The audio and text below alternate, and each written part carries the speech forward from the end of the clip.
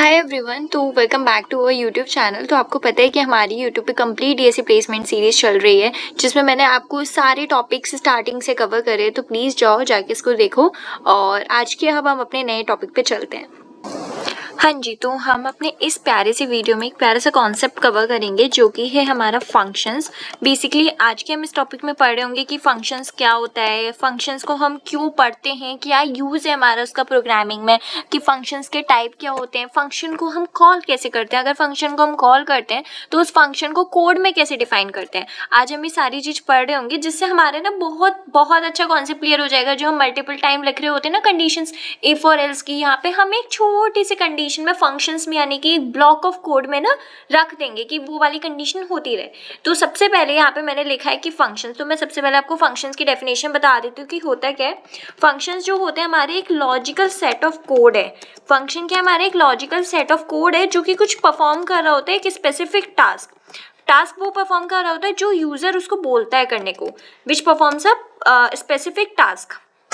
तो ये हमारा बेसिक सी डेफिनेशन हो गई, जो आप बता सकते हो कि हाँ ये हमारा फंक्शन होता है। अब फंक्शंस को हम समझें कैसे, तो हम फंक्शंस को यूँ समझ सकते हैं कि पहले तो ये कि फंक्शंस जो होते हैं हमारे एक लॉजिकल सेट ऑफ कोड है जो कि परफॉर्म कर रहा होता है एक स्पेसिफिक टास्क।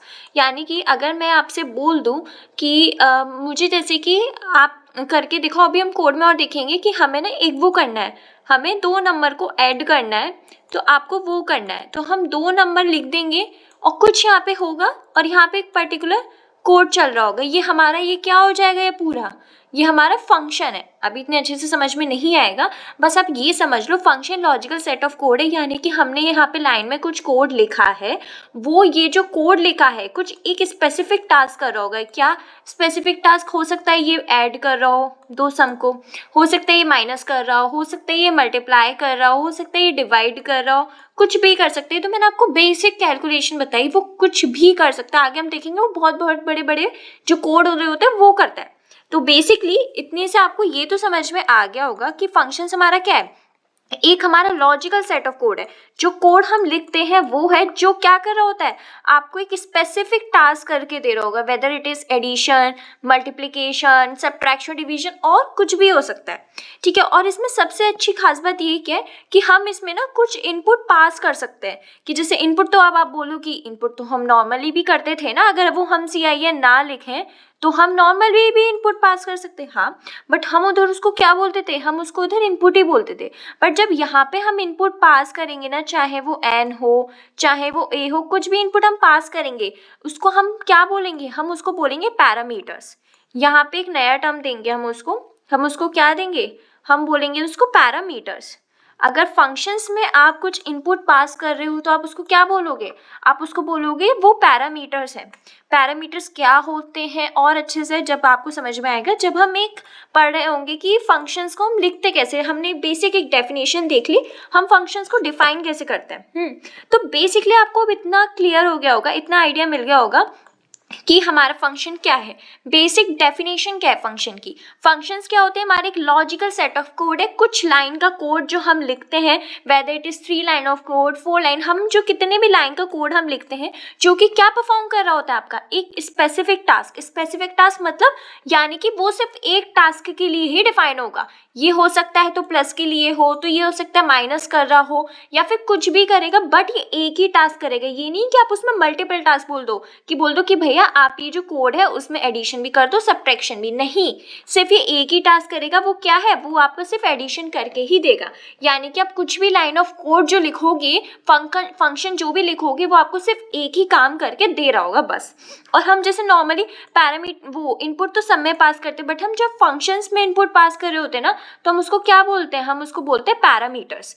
ये हम उसको क्या बोलते हैं, पैरामीटर्स। अब आपको ये तो पता चल गया कि फंक्शंस क्या होते हैं। अब मैं आपसे बोलूं, ठीक है, हर एक क्वेश्चन का ना ये होता है कि व्हाट आपने देख लिया कि व्हाट इज फंक्शन देख लिया। अब होता है एक वाई, फंक्शन की हमें नीड क्यों पड़ी, हमें फंक्शंस क्यों इंपॉर्टेंट है C++ में। एक ही क्वेश्चन भी तो आता है ना, कि माइंड में कहीं ना कहीं एक क्वेश्चन आता है कि हम अगर कुछ भी एक कॉन्सेप्ट पढ़ रहे हैं तो उस कॉन्सेप्ट का मतलब क्या है, वो कॉन्सेप्ट क्यों यूज हुआ पर्टिकुलर चीज में, आखिर उसकी क्या नीड पड़ी। ठीक है, तो हमने व्हाट देख लिया, अब हम चलते हैं वाई। हमें फंक्शंस क्यों इम्पॉर्टेंट है सी प्लस प्लस में? फंक्शंस इसलिए इम्पॉर्टेंट है सी प्लस प्लस में, क्यों? क्योंकि आपकी कोड की रीयूजेबिलिटी बढ़ा देते हैं। अब आप सोचोगे रीयूजेबिलिटी क्या? अब मैं आपको बताती हूँ। अब एक बहुत बेसिक से हम एग्जांपल लेंगे, कंडीशंस का लेंगे।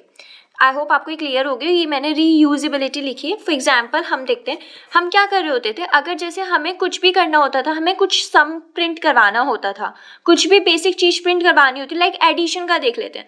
हम क्या करते थे, हम बोलते थे कि आपको आपने ए और बी डिफाइन करा पहले, फिर आप क्या करते थे ए और बी की कुछ वैल्यू देते थे कि 5 और 2, फिर आप क्या करते थे सी आउट बोलते थे कि आप इसको स्टोर करवाओगे उसमें ए और बी को, जिसमें आप एडिशन परफॉर्म कर रहे होते थे। फिर आप क्या करवा रहे होते थे, फिर आप सी आउट करवा रहे होते और वो सी, फिर आपका आंसर आता था 7। तो ये तो एक बार हो गया। फिर अगर आपको दोबारा प्रिंट करवाना होता था, फिर आप क्या करते थे, फिर आप यही वाली चीज़ लिखते थे दोबारा कि हम दूसरे वेरिएबल बनाएंगे डी और ई। अब उसमें ये 7 और 6 वैल्यू होगी। अब हम इसको प्रिंट कर रहे होंगे, कुछ भी हम वेरिएबल बना ले रहे हैं, डी प्लस ई को हम बोल दे रहे हैं एफ, हम एफ में स्टोर कर रहे होंगे, फिर इसकी वैल्यू आ रही होगी।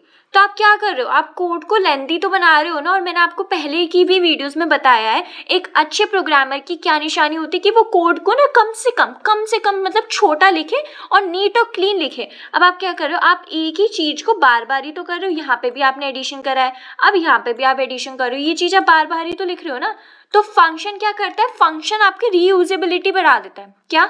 अगर आप जब फंक्शंस का भी मैं आपको बेसिक सिंटेक्स बताऊंगी फंक्शन का, फिर आप अच्छे से समझ जाओगे। जैसे फॉर एग्जांपल यही ऐड का फंक्शन है, क्या लिखा आपने, ऐड करा, आपने यहाँ पे पैरामीटर्स दोगे, पैरामीटर्स मतलब इनपुट। अभी आप इतना मत समझना कि मैं क्या बोल रही हूँ, अभी मैं सिर्फ आपको फंक्शंस की इंपॉर्टेंस बता रही हूँ। अभी मैंने आपको एक प्रॉपर सिंटेक्स नहीं बताया, आगे हम वीडियोज में सिंटेक्स पढ़ रहे होंगे, so don't worry about it, ठीक है। मैंने यहाँ पे बोला कि मैंने यहाँ कुछ पैरामीटर्स दिए और यहाँ पे कुछ पर्टिकुलर लाइन ऑफ कोड लिखा कि आप इसको ऐड सम करना है और फिर बस ये वापस आपको दे देना है। फिर मैंने आपको मेन प्रोग्राम में कॉल कर दिया। अब आप सोचो कि कॉल, डोंट वरी, आगे की वीडियोस में डिस्कस कर रहे होंगे। तो फिर क्या होगा कि जब वो बार बार मैं अगर कुछ भी इनपुट दूंगी, जैसे 5 दे दिया, 2 दे दिया, तो वो ये वाला काम कर रहा होगा और वो डायरेक्ट प्रिंट कर देगा। फिर मुझे क्या है, फिर मुझे यूजर को देना है इनपुट, फिर वो वाला काम कर देगा। मतलब मुझे कोड को बार बार लिखना नहीं पड़ा, ठीक है। मुझे क्या करना पड़ा, मुझे सिर्फ इनपुट देने और मेरा काम होता जा रहा है अपने आप। मेरे को बार बार यहाँ पे मैं क्या कर रही थी, मैं यहाँ पर बार बार डिफाइन कर रही थी कि पहले ये डिफाइन करा, फिर मैंने ये डिफाइन करा। मैंने वहाँ डिफाइन नहीं करी, मैंने बस एक बार डिफाइन करा और मैं डायरेक्ट अब इनपुट दे रही हूँ, तो वो काम हो रहा है मेरा, ये वाला काम मेरा हो रहा है। तो आपने देखा कोड को रीयूजेबिलिटी बढ़ गई। अब हम कोड को बार बार यूज कर सकते हैं। अब हम इस कोड को बार बार यूज कर रहे हैं। तो एक गुड प्रोग्रामर की यही तो निशानी होती है, ठीक है। तो पहला तो आपकी ये हो गई इंपॉर्टेंस कि क्या, ये रीयूजेबिलिटी बढ़ा देता है, ठीक है। दूसरी चीज क्या होती है कि ये फॉलो कर रहा होता है आपका, पहला तो ये ही, और दूसरा क्या होता है, ये आपके DRY प्रिंसिपल को फॉलो कर रहा होता है। अब आप सोचोगे DRY क्या होता है, DRY डोंट रिपीट योरसेल्फ, इसका होता है डोंट रिपीट योरसेल्फ। यहाँ पे चीज़ें मैं ऐसी लिख रही हूँ, आप आई होप सो आप प्रॉपर नोट्स बना रहे होगे, तो आप उसमें ना लिखते जा रहे होगे, डोंट रिपीट योरसेल्फ। ये ड्राई का मीनिंग होता है, फुल फॉर्म होती है। इसका क्या मतलब होता है, ये हमें क्या कहना चाहता है, डोंट रिपीट योरसेल्फ का क्या बेसिकली फंडा है कि हमारी एक ये ना गुड प्रैक्टिस, मतलब आप ये समझ लो, पहले तो हमने बोल दिया रीयूजेबिलिटी है, ठीक है, और फिर मैंने बोला कि ये जो हमारा फंक्शंस है ना फॉलो कर रहा होता है ड्राई प्रिंसिपल। बेसिकली जो ड्राई प्रिंसिपल होता है वो ये बोलता है कि ये गुड प्रैक्टिस नहीं है to follow repeat same line of code. मतलब कि आप क्या कर रहे हो, सेम लाइन ऑफ कोड लिखते जा रहे हो, तो ये एक गुड प्रैक्टिस नहीं है कोडर की, जो मैंने अभी आपको बताया कि ये एक अच्छे प्रोग्रामर की नहीं होती। तो अगर मैं यही वाला काम, ये आप क्या कर रहे हो, बार बार ये चीज़ रिपीट ही तो कर रहे हो, यही तो चीज़ रिपीट कर रहे हो। मैंने क्या लिखा, मैंने एक बार डिफाइन करा, वो चीज़ होती जा रही है, मैं जैसे इनपुट दे रही हूँ। तो और ये क्या ईजी टू रीड भी है, मैं आसानी से उसको पढ़ भी सकती हूँ। मैं क्या, अगर मैं किसी और को भी बोलूँगी पढ़ने को, तो भी वाली चीज़ वो आसानी से पढ़ सकता है। तो ये क्या होगी, ड्राई प्रिंसिपल भी फॉलो कर रहा है हमारा फंक्शंस। तो बेसिक हमारे फंक्शंस क्या होते हैं मैंने बता दिया, फंक्शंस की हमारी क्या इंपॉर्टेंस है C++ में वो भी बता दिया। जो बेसिकली यही दो है, रीयूजेबिलिटी और डोंट रिपीट योरसेल्फ वाला फंडा प्रिंसिपल। आई होप सो आपको ये वाला क्वेश्चन अब क्लियर हो गया होगा, व्हाट और व्हाई, हम फंक्शंस क्या होते हैं और फंक्शंस को हम क्यों यूज कर रहे होते हैं, ठीक है। अब हम बढ़ते हैं अपने नेक्स्ट टॉपिक पे, जो कि है हमारा टाइप्स ऑफ फंक्शंस। अब फंक्शंस की भी टाइप्स होते हैं। फंक्शंस के टाइप मतलब कहीं कहीं आप ऐसी लाइब्रेरी देखोगे जहाँ पे आपको फंक्शंस इनबिल्ट बन रहे होंगे, कहीं कहीं आपको बनाने पड़ेंगे। तो हमारा जो पहला है वो क्या है, हमारे यूजर डिफाइंड फंक्शंस, मतलब कि हमें यूजर को डिफाइन करने पड़ेंगे ये वाले फंक्शंस, जो कि हम मोस्टली कर भी रहे होते हैं, ठीक है। और जो हमारा दूसरा होता है वो होता है हमारे स्टैंडर्ड लाइब्रेरी। मैंने बोला ना कहीं कहीं आपको इनबिल्ट मिल जाएंगे, तो ये वही वाला है स्टैंडर्ड लाइब्रेरी फंक्शन। तो ये हमारा स्टैंडर्ड लाइब्रेरी फंक्शन, ओके, ये हो गया। तो हमारे दो तरीके के फंक्शंस होते हैं, यूजर डिफाइंड और स्टैंडर्ड लाइब्रेरी फंक्शन। तो अभी हम जो देखेंगे वो हमारा होगा यूजर डिफाइंड फंक्शन, ठीक है। तो हेडिंग डाल लेते हैं यूजर डिफाइंड। आज हम बेसिक कॉन्सेप्ट्स पढ़े होंगे और साथ के साथ बहुत सारे क्वेश्चंस भी कर रहे होंगे इसके, ठीक है। यूजर डिफाइंड फंक्शन, ठीक है। तो यूजर डिफाइंड फंक्शन क्या होता है, जिसमें मैंने बोला कि हमें फंक्शंस को डिक्लेयर करना पड़ता है। We have to declare a function, ठीक है। यहाँ पे हमें कोई इनबिल्ट फंक्शन नहीं मिलेगा, कोई भी ऐसी हम अभी लाइब्रेरी यूज़ नहीं करें कि वहाँ पे ऑटोमेटिकली हमें इनबिल्ट मिल जाए, कि हमें वहाँ पे फंक्शंस की नीड ना पड़े। हम यहाँ पे खुद ही डिफाइन कर रहे होंगे, तो यहाँ पे डिक्लेयर फंक्शन है। अब मैं आपको इसका बेसिक सिंटेक्स बता देती हूँ जो कि इंपॉर्टेंट होता है, ठीक है। तो जो इसका सिंटेक्स है वो क्या होता है, हाँ, रिटर्न टाइप, ये लिख लेना, बहुत इंपॉर्टेंट है, जिससे वरना दिक्कत नहीं होगी। आपके यहाँ पे आता है रिटर्न टाइप, ठीक है। फिर आता है आपका फंक्शन नेम, फंक्शन नेम, कि आप उस पर्टिकुलर फंक्शन का क्या नेम रख रहे हो, ठीक है। उसके बाद आता है आपके पैरामीटर्स। यहाँ पे अब आपको समझ में आ रहा होगा पैरामीटर्स में किसको बोल रही थी। मैं यहाँ पे लिख दे रही हूँ पैरा 1 और पैरामीटर 2, ये आपको क्लियर हो जाएगा, ठीक है। ये ओके, और भी मल्टीपल हो सकते हैं। तो यहाँ पे हमारा जो होता है यहाँ हमारे चल रहे होते हैं बेसिकली स्टेटमेंट्स, कि स्टेटमेंट्स बोल दो, या फिर आपके जो कोड होता है वो भी बोल सकते हो आप, ठीक है। यहाँ पे हमारा कोड वगैरह चल रहा होता है। देन हमारा एक मिनट, देन हमारा यहाँ पे कर्ली ब्रैकेट एंड, और ये हमारा ख़त्म हो जाता है। यहाँ पे जो भी हमारा कोड पर्टिकुलर ये फंक्शन जो हम डिफाइन करते हैं वो यहाँ पे हमारा एंड हो जाता है। अब आप समझना क्या कहना चाह रही हूँ मैं, ठीक है। ये आपका मैंने बोल दिया ये बेसिक सिंटेक्स होता है जो हम यूज़ कर रहे होंगे, जो यूजर डिफाइंड फंक्शंस होते हैं उसका basic syntax. Return type, return type मतलब आपका कौन सा रिटर्न टाइप है, यानी कि डेटा टाइप आपका इंटीजर है, कैरेक्टर है, फ्लोट है, डबल है, वो क्या है। यहाँ पे आप रिटर्न टाइप लिख रहे होते हो, यहाँ पे आप फंक्शन का नेम लिख रहे होते हो कि आपने उस फंक्शन को क्या नेम दिया है। एंड मेक श्योर आप जो भी वेरिएबल्स के नेम होते हैं, फंक्शन के नेम होते हैं ना, मीनिंगफुल हो, क्योंकि इससे ना बहुत आगे इम्पैक्ट पड़ता है। जब आप इंटरव्यूज़ वगैरह देने जा रहे होते हो तो वहाँ पे ना बेसिकली ये छोटी छोटी चीज़ें देखी जाती हैं, कि ऐसा नहीं है कि आप मुँह उठाए कुछ भी लिख दोगे फंक्शंस या वेरिएबल्स का नेम।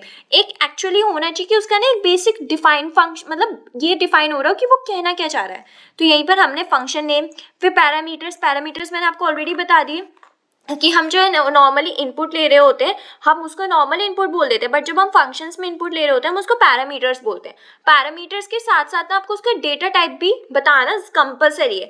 फॉर एग्जांपल जैसे मैंने बोला कि अभी मैं आपको और अच्छे से क्लियर करूँगी, यहाँ पे तो आपका डेटा टाइप आएगी कि जो फंक्शन है वो आपका किस डेटा टाइप का है, इंटीजर है, कैरेक्टर है। फिर आपका यहाँ फंक्शन नेम आएगा, फिर यहाँ पे आपके पैरामीटर्स यानी कि इंटीजर ए या इंटीजर बी। तो आप से देख रहे हो ना, मैंने यहाँ इंटीजर उसका डेटा टाइप भी मेंशन करा है कि वो किस डेटा टाइप का है, वो इंटीजर है, कैरेक्टर है, फ्लोट है, वो किस टाइप का है, मैंने आपको वो भी मेंशन करा है, तो वो आपको मेंशन करना होगा। फिर यहाँ पे स्टेटमेंट्स और कोड मतलब कि आपका जो पर्टिकुलर लाइन आप जो आप यहाँ पे परफॉर्म करवाना चाहते हो एक स्पेसिफिक टास्क, वो यहाँ पे होगा, फिर वो कर्ली ब्रैकेट से एंड। तो ये मैंने आपको बेसिक सिंटेक्स बता दिया कि कैसा होता है फंक्शन, क्या नहीं होता, ठीक है। अब मैं आपको एक और चीज़ बता दे रही हूँ यहीं पे, जिससे ना हम आगे के टॉपिक्स पे मतलब हम एक कोड कर पाएंगे बेसिकली, ठीक है। तो यहीं पे मैं बता देती हूँ फंक्शन को कॉल कैसे करते हैं। कॉल फंक्शन मतलब बेसिकली आप फंक्शन को आपने फंक्शन यहाँ पे डिफाइन तो कर लिया कि जब आप बोलोगे आपने कोड में फंक्शन डिफाइन तो कर लिया, फंक्शन को कॉल कैसे करोगे। तो फंक्शन को कॉल करने का बेसिक सिंटेक्स है, आपको फंक्शन का नेम लिखना है, ठीक है। आपको बेसिकली फंक्शन का नेम और उसके पैरामीटर्स लिखने हैं, बस जो भी आपने ऊपर डिफाइन करेंगे वो पैरामीटर्स, ठीक है। जो मतलब कितने भी हो सकते हैं, 1 हो सकता है, 2 हो सकता है, कितने भी, बस खत्म। और आप उसको ऐसे कॉल कर लोगे। आपने जब उसको डिफाइन कर लोगे फंक्शन में, देन आपको उसको कॉल कैसे करना है, जो भी आपने यहाँ फंक्शन का नेम दिया आपको वही फंक्शन का नेम देना है। आप कहाँ दोगे वो भी मैं बताऊंगी, और यहाँ पैरामीटर्स जो भी आपने डिफाइन करेंगे वो पैरामीटर्स। अब आप ये सोच रहे हो कि छोटा सा क्वेश्चन आ रहा है कि हम फंक्शन को डिफाइन कहाँ कर रहे होंगे और फंक्शन को कॉल कहाँ कर रहे होंगे। तो मेक श्योर ये वाली चीज़ माइंड में रखना ही रखना कि फंक्शन को कहाँ डिफाइन करा जाता है, फंक्शन को मेन फंक्शन के ऊपर डिफाइन करा जाता है। याद होगा जब मैंने आपको अपनी थर्ड वीडियो में बताया था कि जब आप अपना फर्स्ट प्रोग्राम लिख रहे थे, मैंने आपको बताया था कि इंट मेन हमारा मेन फंक्शन है जहाँ से हमारी चीज़ें मतलब क्या होती है, कंपाइलर उसको कंपाइलर जो होता है उस चीज़ को पढ़ता है फिर उसको कंपाइल कर रहा होता है। तो मेन भी ना एक टाइप का फंक्शन है। तो आपको क्या करना है, जो हमारा इंट मेन होता है उसके ऊपर ये फंक्शन डिफाइन कर रहे होगे और मेन के अंदर आप फंक्शंस को बुला रहे होगे। ठीक है, अब हम इसका एक कोड भी देख रहे थे जिससे आपको चीज़ और अच्छे से क्लियर हो जाएगी। यहाँ पे हम कोड देख रहे होंगे एक छोटा सा एडिशन का। ठीक है, तो बेसिक फाइल हम वही लिख लेते हैं, #include iostream। ठीक है, ये यूजिंग नेम स्पेस std। अब मैंने आपसे बोला ना कि हमें फंक्शन जो डिफाइन करना है वो हमें मेन फंक्शन से ऊपर करना है। तो अभी हम मेन तो लिखेंगे नहीं, हम पहले फंक्शंस को डिफाइन कर रहे होंगे। और फंक्शंस को डिफाइन मैंने सबसे पहले क्या बोला, रिटर्न टाइप। तो रिटर्न टाइप कैसे होता है, इंटीजर होगा ऑफकोर्स, इंट लिखा। ठीक है, और मैंने क्या बोला, हम कर रहे हैं एक एडिशन का फंक्शन, एडिशन का एक फंक्शन बना रहे हैं और उसको कर रहे होंगे। तुम्हारा फंक्शन नेम हम क्या डाल सकते हैं, हम ऐड डाल सकते हैं। बेसिक एक मीनिंगफुल है कि हाँ वही वो इंटीजर टाइप के होंगे और हम उसको ऐड कर रहे हैं। और अब उसके आगे क्या बोला था मैंने, कर्ली ब्रैकेट डालकर मैंने बोला था पैरामीटर्स देने हैं। तो 2 पैरामीटर्स, और एक और चीज़ बोली थी कि पैरामीटर्स के साथ साथ आपको उसका डेटा टाइप भी मेंशन करना है, इंपॉर्टेंट है। तो मैं यहाँ पे लिख दे रही हूँ इंटीजर ए, मैंने उसका डेटा टाइप भी बता दिया, और दूसरी इंटीजर ले रही हूँ बी, वो भी बता दिया। फिर कर्ली ब्रैकेट के बाद अब यहाँ पे हम पर्टिकुलर कोड लिख रहे होंगे कि स्पेसिफिक उसको टास्क करवा रहे होंगे। मैंने बोला आप इसको इंट सम में स्टोर कर देना, क्या, a+b। ठीक है, ये काम हो गया। और इसको करने के बाद आप इसको रिटर्न कर देना। अब आप सोचोगे क्या, जब हमने फंक्शंस यहाँ पे क्या करा, ये आपने इंटीजर सम में तो स्टोर करवा लिया, वो तो स्टोर करवा लिया, अब आप उसको रिटर्न भी तो करा रहे होगे, जब भी तो आपको उसका आंसर मिलेगा। हमने उसको रिटर्न करवा लिया। ठीक है, तो अब हमने क्या बोला, अब हम इसको इंट मेन में लिख रहे हैं कि हमने मेन में लिखा। अब मैंने क्या बताया था, फंक्शन को कॉल कैसे करते हैं, फंक्शन का नेम और पैरामीटर्स जो हमने ऊपर दे रखे होते हैं। तो हमने फंक्शन का नेम क्या दिया है, फंक्शन का नेम हमने ऐड दिया है। बट हाँ, एक और चीज़ यहाँ पे हमने जो डिफाइन करा था, आगे चल के हम देख रहे होंगे स्कोप ऑफ वेरिएबल, जो कि इंपॉर्टेंट है कि अभी तो आपको समझ में नहीं आएगा, बट आप ये जो आपने इंटीजर डिफाइन करे ना, इंट ए और इंट बी, ये सिर्फ इस पर्टिकुलर लाइन के लिए डिफाइन हुए हैं, ये सिर्फ इतने पर्टिकुलर लाइन के लिए डिफाइन हुए हैं। अब आपको इसको मेन फंक्शन में कॉल करना है तो आपको उसको दोबारा डिफाइन करना पड़ेगा। अभी आप मत सोचो ऐसा हम क्यों करें क्यों नहीं करें, हम 1-2 टॉपिक्स के बाद ये देख रहे होंगे कि स्कोप ऑफ वेरिएबल क्या होता है, वहाँ पे आपको और चीज़ें अच्छे से क्लियर समझ में आ रही होंगी। तो हमने क्या करा, हमने यहाँ पे दोबारा डिफाइन करवाया इंट ए और बी। हम यूजर से ऑफकोर्स इनपुट ले रहे होंगे, तो हमें यूजर से भी डिफाइन करवाने के लिए ये हमें करवाना पड़ेगा। ठीक है, हमने करवा लिया। अब हम क्या करवा रहे हैं, सी आउट करवा दे डायरेक्ट। अब मैंने बोला था फंक्शन का नेम लिख रहे होते हैं, फंक्शन का क्या नेम है, ऐड, और उसके पैरामीटर्स लिख देंगे। यहाँ पे आपको उसका रिटर्न टाइप मेंशन करने की कोई नीड नहीं है। ठीक है, फिर डायरेक्ट हैंडल और बस खत्म। अब हम इसको रन कराते हैं, देखते हैं कि हमारे सही चल रहा है कि नहीं। हम 2 इनपुट दे देते हैं, फॉर एग्जाम्पल 2 और 2 का दे देते हैं, आंसर क्या 4, बहुत सही चल रहा है हमारा। हम फिर से करवाते हैं, हम करवाते हैं 5 और 4। एक मिनट, ये क्या हो गया, रुको, हमने बोला 5 4 9, हाँ, तो ये हमारा प्रिंट हो गया। यानी कि हमारा ये जो हमने फंक्शन बनाया, ये जो हमने अपने मेन से ऊपर डिफाइन करा, ये हमारा सही चल रहा है। अब आपको समझ में आया, मैंने जो बेसिक सिंटेक्स बताए थे यहाँ पे आपको क्लियर हो रहा होगा कि फंक्शंस का हमने रिटर्न टाइप लिखा, फंक्शन का नेम, उसके पैरामीटर्स दिए, उसके अंदर हमने आपको कुछ पर्टिकुलर लाइन ऑफ कोड या स्टेटमेंट्स को बताया कि हाँ भाई आप ये करो, फिर हमने उसको मेन में बस कॉल कर दिया, खत्म हो गया काम। ठीक है, तो मैंने आपको ये कोड में भी करके दिखा दिया, समझ में आ गया होगा। ठीक है, अब मैं जो आपको बोल रही थी, एक होते हैं स्टैंडर्ड लाइब्रेरी फंक्शन। ठीक है, मैं आपको यह बता देती हूँ क्या होते हैं वो स्टैंडर्ड लाइब्रेरी फंक्शन।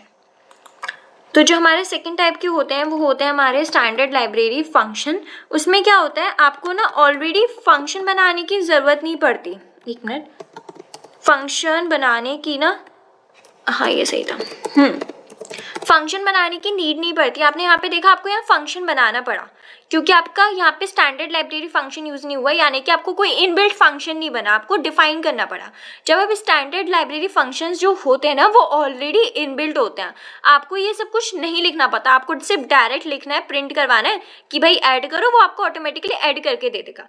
बट उसके लिए हमारी डिफरेंट हेडर फाइल होती है, ठीक है, डिफरेंट। जिस यहाँ पे भी हम कौन सी हेडर फाइल यूज़ कर रहे हैं, हैशटैग इंक्लूड आयो स्ट्रीम। जब आपको स्टैंडर्ड लाइब्रेरी की होती है, कहीं की बहुत सारी हेडर फाइल्स होती है C++ में, तो हमें वो वाली हेडर फाइल यूज़ करनी पड़ेगी पर्टिकुलरली, जिसमें वो पर्टिकुलरली फंक्शन डिफाइन है, ठीक है।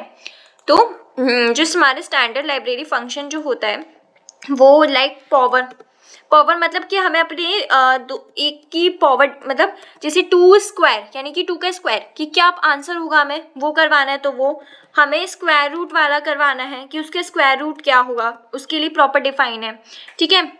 और इनके लिए जो होती है, अगर हमें इन दो का वो चाहिए कि हमें हाँ ये दो निकलवाने कौन सी लाइब्रेरी में होगी, तो इसके लिए ना हमारी जो लाइब्रेरी वो होती है सी मैथ करके लाइब्रेरी होती है, जिसमें ना ये ऑलरेडी जो फंक्शंस होते हैं ये हमारे इनबिल्ट होते हैं, मतलब हमें कुछ करना नहीं पड़ेगा। अगर हम अपनी इस हेडर फाइल में वो इंक्लूड करेंगे ना, वो वाली चीज़ हो जाएगा। लाइक मैं आपको ये जो है ना कि जैसे हम ये हेडर फाइल इंक्लूड करेंगे कि हाँ ये वाली हेडर फाइल इंक्लूड होगी, बस अब हमें करना है, तो ये आप जैसे ही ये चीज़ लिखोगे तो ये चीज़ हो जाएगी। लाइक मैं आपको एक बार ट्राई करके दिखा देती हूँ, ठीक है। हैशटैग इंक्लूड सी मैथ, ठीक है, और ये हमारा गायब, और ये भी एक मिनट, हाँ, तो आपने CIN ले लिया, ओके सॉरी कैपिटल आ गया, B, ठीक है। अब हम करवा रहे हैं पॉवर, तो A, B है ना। एक मिनट, C आउट करवा दो ना डायरेक्ट, रुको। तो हमने बोला C आउट, ठीक है, और वो हमें बंद करना है, ओके। लेट्स रन इट, देखते हैं हम 2 × 2, अरे एक मिनट रुको, 2, 2, 4, देखा पावर क्या होती है। हम जब पावर कर रहे होते हैं, ये देखो 2 का स्क्वायर क्या होता है, 4 होता है। जैसे ही हमने यहाँ पे हम क्या कर रहे थे, आपको जो मैंने पहला वाला एग्जांपल दिखाया था वो यूजर डिफाइन कर, जहाँ पे आपको डिफाइन करना पड़ा, बट स्टैंडर्ड लाइब्रेरी में आपको ये थोड़ा ना फंक्शन डिफाइन करना पड़ा कि भाई फंक्शन बना इंटीजर टाइप का, उसका नेम पावर होगा, 2 पैरामीटर्स दे रखे हैं, ये करना है। आपको कुछ नहीं करना पड़ा, आपने सिर्फ ये वाली आपने एक हेडर फाइल इंक्लूड करी और आपकी डायरेक्ट फंक्शन इनबिल्ट हो गया। आपने देखो सिर्फ एक और फाइल हेडर इंक्लूड करी, हैशटैग इंक्लूड CMath, और डायरेक्ट आपने सिर्फ पावर करवाया, डायरेक्ट वो चीज़ हो गया। क्यों? क्योंकि C++ में भी कुछ ऐसी लाइब्रेरीज होती हैं जहाँ पे फंक्शंस ऑलरेडी इनबिल्ट होते हैं। वही मैं कहना चाह रही थी कि आई होप सब आपको ना ये वाली चीज़ क्लियर हो गई होगी कि फंक्शंस क्या होते हैं, हम फंक्शंस को क्यों यूज़ कर रहे होते हैं, बेसिक सिंटेक्स क्या होता है फंक्शंस का, टाइप्स क्या होते हैं फंक्शन को, और मैंने आपको दोनों करके दिखा दिए, ठीक है। एक और टॉपिक है जो है फंक्शन प्रोटोटाइप। मैं आपको थोड़ा सा हिंट दे रही हूँ, ये फंक्शन प्रोटोटाइप जब इम्पॉर्टेंट हो जाता है जब आप ना उस फंक्शन का मतलब डिफाइन करना चाहते हो। मतलब कैसे डिफाइन करना चाहते हो, आपने भी देखा जो हमने प्रीवियस वाला जो ऐड वाला एग्जाम्पल था, हमने उसमें क्या करा, हमने क्या करा कि जो मेन था, हमारा मेन फंक्शन था, हमने उससे ऊपर अपने डिफाइन करे थे, उससे ऊपर अपना यहाँ पे बताया था कि हम उसको ऐड करवाना चाहते हैं क्या नहीं। बट अगर हम चाहते हैं कि सिर्फ हम ऊपर ये बता दें कि हाँ भाई फंक्शन है, और मेन के बाद हम डिफाइन करें कि हम क्या काम कराना चाहते हैं, तो वो चीज़ कैसे होगी। हम उसी इस कॉन्सेप्ट को हम बोलते हैं फंक्शन प्रोटोटाइप, जो कि हम अपने नेक्स्ट वीडियो में पढ़ रहे होंगे, ठीक है। और नेक्स्ट वीडियो में हम एक बहुत प्यारा टॉपिक पढ़ेंगे जो कि है स्कोप ऑफ वेरिएबल। आप उससे ना बहुत सारी चीज़ें आपको क्लियर होंगी कि भाई क्या होता है क्या नहीं होता। तो नेक्स्ट वीडियो में हम पढ़ेंगे scope of variable, pass by value, pass by reference, और हम स्टैक देख रहे होंगे, कॉल स्टैक फंक्शन का कैसे होता है, ये सुनने में आ रहा होगा क्या है क्या नहीं। तो आई होप सो आपको आज का लेक्चर समझ में आया हो कि फंक्शंस क्या होते हैं, फंक्शंस का क्या इंपॉर्टेंस है, टाइप्स क्या क्या फंक्शंस के, फंक्शंस को कैसे कॉल करते हैं, बेसिक हम फंक्शन को कैसे बुला रहे होते हैं। तो अभी ना आप यही चीज़ ट्राई करना कि जो मैंने अभी आपको करके दिखाते हैं ना यूजर डिफाइन वाला, यही चीज़ आप ट्राई करना कि हाँ आप और ऐसे सब्ट्रैक्शन में कैसे कर सकते हो, मल्टीप्लिकेशन में कैसे कर सकते हो। तो आई होप सो आपको ये वाली वीडियो हेल्पफुल हो। Till then keep learning,